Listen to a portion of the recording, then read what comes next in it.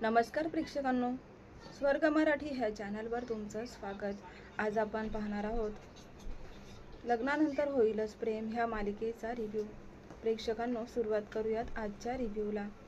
तर आजच्या रिव्ह्यूमध्ये काव्या ही खूप सिरियस होऊन अभ्यास करत असते आणि अचानक आज पहिल्यांदाच पार्थने तिला असा अभ्यास करताना पाहिलंय. त्यामुळे तो असं काव्याला पाहून आता आश्चर्यचकित होतो आणि म्हणतो की काव्या, आज तुम्ही अचानक पुस्तक उघडून बसलायत, काय झालं? तेव्हा ती सांगते की माझ्या आयुष्याला मी आता वेगळं वळण लावणार आहे. माझं जे लग्नाअगोदरचं स्वप्न होतं IAS व्हायचं, ते आता मी पूर्ण करणार आहे. आता पार्थ तिच्याशी सारखाच बोलायला लागतो, त्याच्यामुळे आता काव्या खूप डिस्टर्ब होत असते. आणि मग पार्थ म्हणत असतो की आज पहिल्यांदा मी तुम्हाला असं पाहिलं, आणि तो हसत असतो. त्यावर आता काव्या म्हणते की तुम्हाला यात हसण्यासारखं काय दिसते? तुम्ही का हसताय माझ्यावरती? तर आता पार्थ म्हणतो की मी तुम्हाला नाही, पण तुम्ही जे पुस्तक सरळ पकडलंय ना त्याला हसतोय. मग काव्याला आठवतं की याच्या अगोदर एकदा मी असंच त्यांना म्हटले होते की मी अभ्यास करते आणि पुस्तक तर मी उलटं पकडलं होतं, आणि तिला तो क्षण आठवतो. तर आता तिला बिलकुल इंटरेस्ट नाही आहे पार्थमध्ये, कारण तिच्या मनात जीव आहे आणि या जीवाबरोबर तिचं खूप कडाडून भांडण झालेलं असतं. त्यामुळे आता तिला समजत नाही आहे की पार्थला मी कसं सांगू की मी कोणत्या प्रॉब्लेममध्ये आहे आणि हा माझं डोकं का खातोय, असं ती मनातच म्हणत असते. तेव्हा आता पार्थला असं वाटत असतं की आज खऱ्या अर्थाने हिच्या आयुष्याला सुरुवात केली आहे. आज तिचं चक्क स्वप्न पूर्ण करायला घेतलंय. त्यामुळे पार्थला खूपच आज आनंद झालेला असतो. त्यामुळे तो तिला म्हणत असतो की इतक्या रात्रीचा तुम्ही जर अभ्यास करणार आहात तर मग कॉफी तर व्हायलाच पाहिजे. तेव्हा मी तुमच्यासाठी कॉफी बनवून आणू का? लगेच आता काव्या म्हणते की त्याची काही गरज नाही आहे, मला लागली तर मी करून घेईल. त्यावर पार्थ म्हणतो की सरप्राईज समजा ना, मी तुमच्यासाठी सरप्राईज आणतोय. काव्य म्हणते की काय आहे सरप्राईज? तर पार्थ म्हणतो हेच, पण सरप्राईज सांगायचं नसतं ना. ठीक आहे, असं म्हणून तो किचनमध्ये जातो आणि वसूने आता रम्याला सांगितलेलं असतं की पार्थ ना किचनमध्ये कॉफी बनवतोय, आणि त्या दोघींना अंदाज आलेला असतो की कॉफी नक्कीच काव्यासाठी पार्थ बनवत आहे. आणि त्यामुळेच आता असं बघायला मिळतं की रम्यासुद्धा किचनमध्ये येते, कारण तिला असं वाटतं की आज पहिल्यांदाच काव्याने खूप सिरियसली अभ्यास करायला घेतला आहे. आणि म्हणूनच आता मी इथे प्लॅन करणार आहे, तो म्हणजे पार्थ आता जी कॉफी बनवेल ना त्याच्यामध्ये मी जायफळाची पूड टाकून देईल, जेणेकरून काव्याला अचानक खूप झोप येईल आणि ती झोपून जाईल. दुसऱ्या दिवशी तेव्हा तिला जाग येईल आणि समजेल ना की रात्रभर झोपलेली होते अभ्यास सोडून, तेव्हा ती पार्थलाच दोषी समजेल, कारण तिला असं वाटेल की कॉफी पिल्यामुळेच मला झोप आली, सुस्ती आली. असं आता हे रम्याने ठरवलेलं असतं. आणि खरोखर आता रम्या किचनमध्ये जाते आणि या मूर्ख वसूने आता पार्थला कॉल केलेला असतो आणि सांगितलेलं असतं की पार्थ जरा बाहेर येतोस का, मला ना डॉक्युमेंट्सवरती सह्या करून हव्या आहेत. पार्थला खरं वाटतं आणि म्हणून तो बाहेर गेलेला असतो. तिकडे आता नेमकंच काव्य ही किचनमध्ये आलेली असते. ती तिथेच डायनिंग टेबलवर येऊन बसते आणि रम्या किचनमध्ये असते. काव्याला पाहून ती लगेच लपून बसते. आणि मग आता काव्य जातच नाहीये म्हटल्यावरती ती आता लगेच गपचूप हळूच उठते आणि तो जायफळची पावडरचा डबा घेऊन त्या कॉफीमध्ये मिक्स करते. पण आता 2 कप असल्यामुळे तिचं कन्फ्युजन वाढतं की आता नक्की ही जायफळाची पूड कोणत्या कपमध्ये घालू, पार्थ कशावरून तिला हाच कप देईल. मग ती अंदाज लावते की अच्छा, म्हणजे इथे सिनेमन कॉफी पण आहे ना, आणि पार्थला तर तीच आवडते. म्हणून आता ती तो कप बाजूला करून दुसऱ्याच काव्याच्या कपामध्ये ती जायफळाची पूड टाकते आणि त्याच वेळेला समोरून पार्थ येत असतो. आता तर रम्या खूपच घाबरते. तिला आता सुचत नसतं की मी कुठे लपू आणि कशी पळू. एकतर जायफळाची पूड पण तिथे ओट्यावरच राहते आणि ती तशीच लपून किचन ओट्याखाली बसलेली असते. आणि पार्थ किचनमध्ये येतो. तो आल्याबरोबर आता त्याचं इतकं लक्ष जात नाही, कारण ऑलरेडी त्याला उशीर झालेला असतो. तो येतो आणि दोन्ही कॉफीचे मग उचलतो आणि काव्याच्या जवळ येऊन उभा राहतो. लगेच आता रम्याला म्हणते की बरं झालं याने काही पाहिलं नाही. मग आता हा पार्थ काव्याला म्हणतो की घ्या ना कॉफी, हे घ्या तुमचं सरप्राईज. काव्या म्हणते की अच्छा, हे सरप्राईज देणार होतात का तुम्ही मला? मग आता काव्या म्हणते की मी तुम्हाला अगोदरच सांगितलं होतं की मला कॉफी नको आहे, तरीसुद्धा ही कॉफी तुम्ही बनवली, मला नको आहे कॉफी. पार्थ म्हणतो की प्लीज एकदा तुम्हाला झोप नाही लागणार, घ्या ना, मी खूप याने बनवले आहे, म्हणजे मूडमध्ये बनवले, तुम्ही घ्या प्लीज, मी पहिल्यांदा तुमच्यासाठी काहीतरी बनवलं आहे, तुम्हाला ट्रीट करतोय, असं म्हणून तो खूपच आता लाडीगोडी लावत असतो. पण ही आता काव्य त्या मूडमध्ये नाही आहे, त्यामुळे तिला काही घेणं देणं नाही आहे. ती म्हणत असते की पण तुम्हाला सांगितलं ना मी, मला नको आहे. आता ती पार्थचा कप तिथे असतो, त्याच्यामध्ये तिची कॉफी ओतून देते आणि सगळं ते मिक्स होतं. आणि आता काव्याला कॉफी प्यायचीच नसते म्हणून तिने हे केलेलं असतं. आणि मग आता पार्थ कॉफी घेतो आणि म्हणतो की झालं समाधान तुमचं, तुमच्यासाठी कॉफी केली आणि तुम्हीच घेतली नाही ना. मग आता काव्या म्हणते की मला नव्हती पाहिजे ना, मला जेव्हा लागेल ना तेव्हा मी तुम्हाला सांगेल. मग आता पार्थ कॉफी समोर घेऊन रूममध्ये निघून जातो. इकडे आता रम्याला वाटतं की काव्याने कॉफी घेतली असेल, म्हणून तिला आता ते कप चेक करायचं असतो की नक्की कॉफी घेतली की नाही. आणि म्हणून ती तिथे येऊन उभी असते लपून. ती वाट बघत असते की काव्या कधी एकदाची इथून जाते आणि मी तो कप पाहते. आता खरोखर काव्याला झोप येऊ लागते. अचानकच तिला आळस यायला लागतो आणि ती रूममध्ये निघून जाते. आता रम्या तो कप पाहते आणि म्हणते की वाव, हिने तर कॉफी पिली आहे. म्हणजे माझा प्लॅन सक्सेस झाला आहे. आता सकाळी जेव्हा काव्याला जाग येईल आणि तेव्हा ती पार्थला पाहिल ना, तेव्हा तिला धक्काच बसेल, कारण तिला कळून जाईल की पार्थने मला कॉफी दिली आणि मला झोप लागली. पण असं काहीच नाही, ती कॉफी पिलेलीच नाही आहे काव्याने, हे रम्याला माहितीच नाही आहे.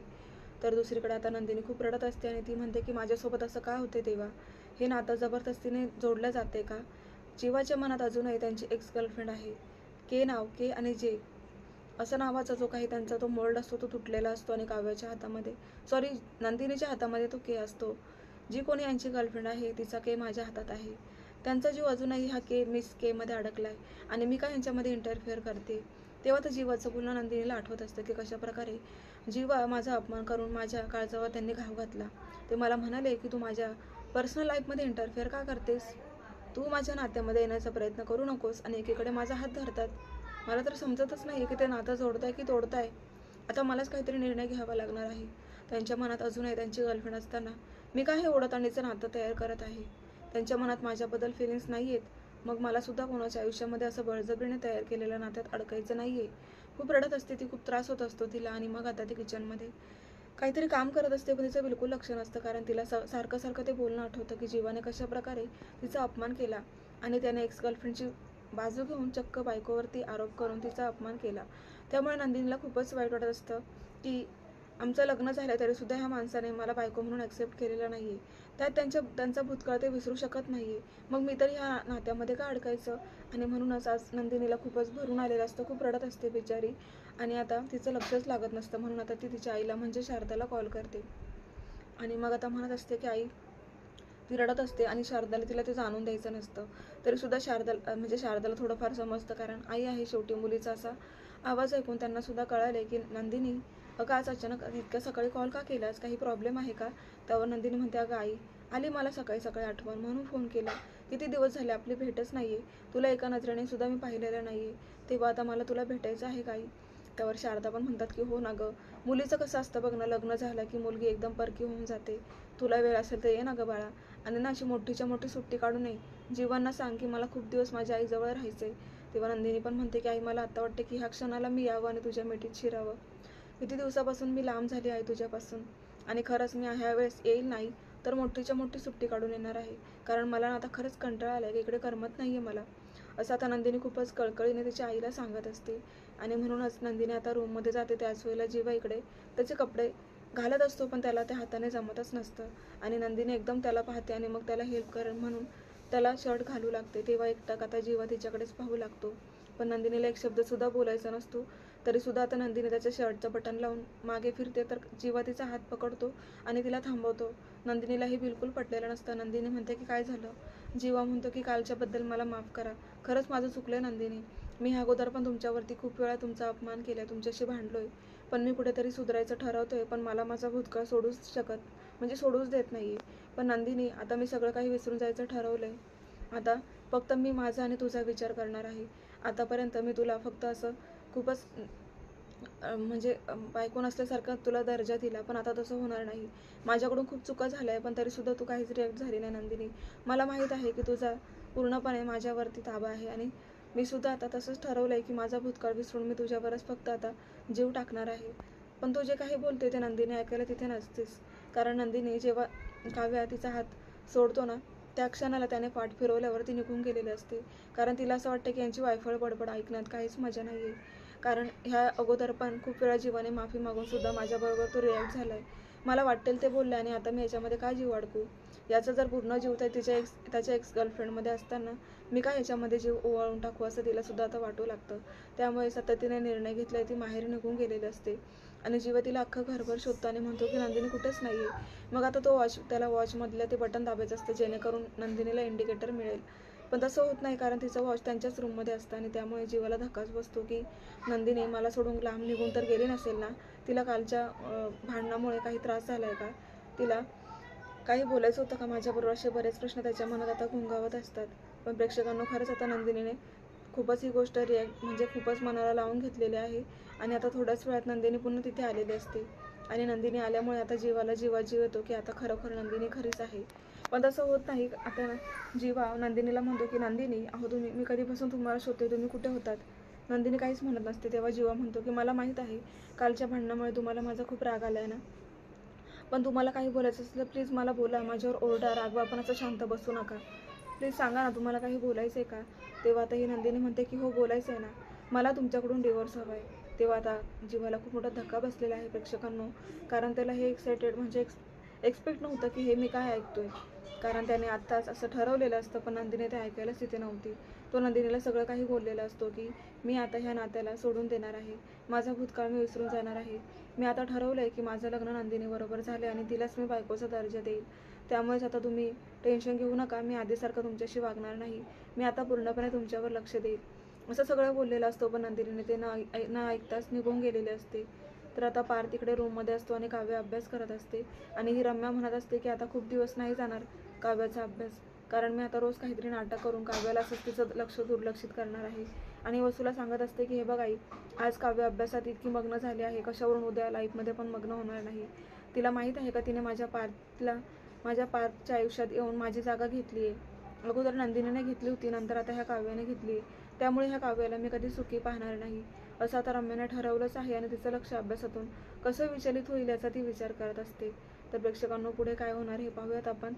आता नेमकं नंदिनी घरी नसल्यामुळे जीवाला कॉफी हवी असते आणि आता मानिनी ती बनवतात आणि काव्याला सांगतात की काव्या अगं एवढी कॉफी जीवाला देतेस का.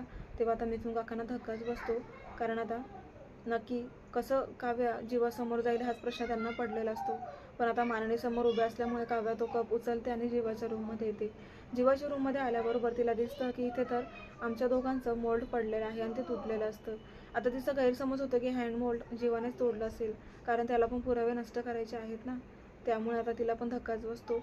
आणि जीवाला पण आता काव्य अचानक रूममध्ये आल्यामुळे खूपच आता त्रास होत असतो. आणि आता तो त्या त्रासामध्येच उभा राहतो आणि म्हणतो की काव्या तू इथे कशाला आली आहेस, आता हे नातं आपलं संपलंय, आता मी फक्त माझ्या नंदिनीचा विचार करेल, कारण तिचंसुद्धा माझ्यावर खूप प्रेम आहे, जेवढं तू सुद्धा केलं नसशील. असं बोलल्यावरती आता काव्याला खूप मोठा धक्का बसलेला आहे. प्रेक्षकांनो पाहायला विसरू नका, लग्नानंतर होईलच प्रेम. अशाच डेली अपडेट्ससाठी चॅनलला सबस्क्राईब करा, नोटिफिकेशनसाठी बेल आयकॉनवर क्लिक करा, म्हणजे रोजचे अपडेट्स तुम्हाला वेळेवर पाहायला मिळतील. धन्यवाद.